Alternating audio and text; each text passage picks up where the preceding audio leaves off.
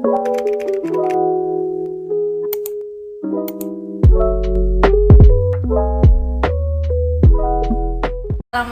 warahmatullahi wabarakatuh. Perkenalkan, nama saya Eva dari jurusan PGMI semester 6 kelas C. Di video ini saya akan membahas atau mengulas buku dengan judul Action Research for Teacher Candidates, atau yang bisa kita sebut tentang riset aksi untuk calon guru. Nah, pada kali ini saya akan mengulas atau membahas pada tema 2 di dalam buku ini, yaitu tentang data, atau bagaimana tentang pentingnya memahami dan menggunakan data sebagai penelitian. Silakan disimak videonya. Baik, bab yang saya bahas atau tema yang saya bahas itu tentang data. Nah, pada bab ini membahas tentang pentingnya memahami data dalam penelitian, tindakan, dan cara menggunakannya. Yang pertama, membahas tentang refleksi siklus sistematis dalam tindakan di seluruh garis waktu penelitian tindakan. Dan yang kedua, membahas 3 tahap penggunaan data dalam penelitian tindakan, yaitu sebelumnya proyek dimulai, saat proyek terungkap, dan setelah data dikumpulkan. Ketiga, menjelaskan bahwa penting untuk memahami berbagai jenis data yang dapat dikumpulkan dan memilih sumber data yang relevan. Dan yang terakhir yaitu menjelaskan bahwa tampilan data yang lebih sistematis dan terfokus akan membantu kita mengenai hal-hal yang mungkin kita lewatkan sebelumnya, dan mencari tahu apa sih yang paling menarik untuk dibagikan dengan orang lain, serta bagaimana sih penampilan data dengan cara yang membantu orang lain memahami apa yang telah kita pelajari. Nah, bab ini menjelaskan tentang bagaimana sih data digunakan, atau dari tahapan yang pertama hingga akhir manfaat atau penggunaan data dalam penelitian yang kita teliti. Bab 2 ini yang membahas tentang data juga di dalamnya membahas bagaimana sumber data kualitatif dan sumber data kuantitatif. Di sini saya akan jelaskan sedikit pada bab tersebut.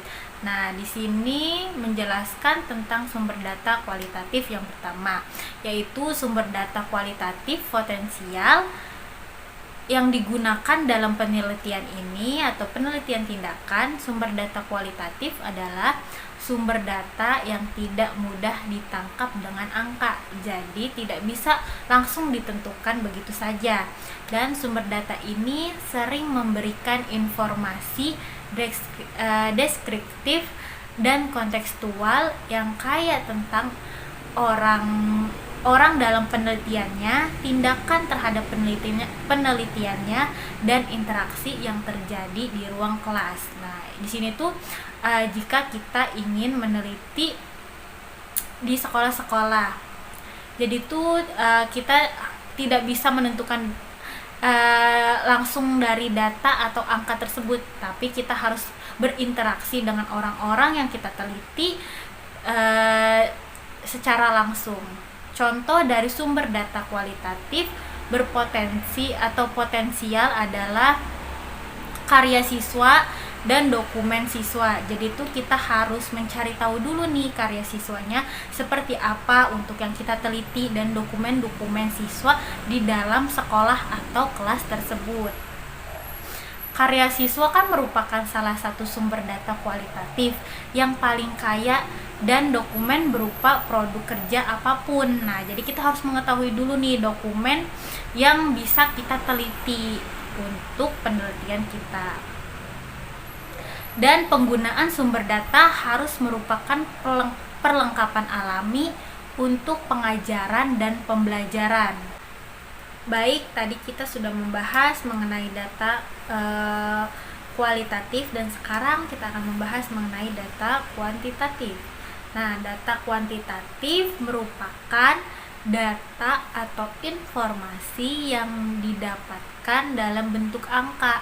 Nah, tadi kan sebaliknya, kalau misalkan kualitatif itu tidak langsung berbentuk angka, sedangkan kuantitatif ini didapatkan dalam bentuk angka. Dalam bentuk angka ini, maka data kuantitatif dapat diproses menggunakan rumus matematika atau dapat juga dianalisis dengan sistem statistik.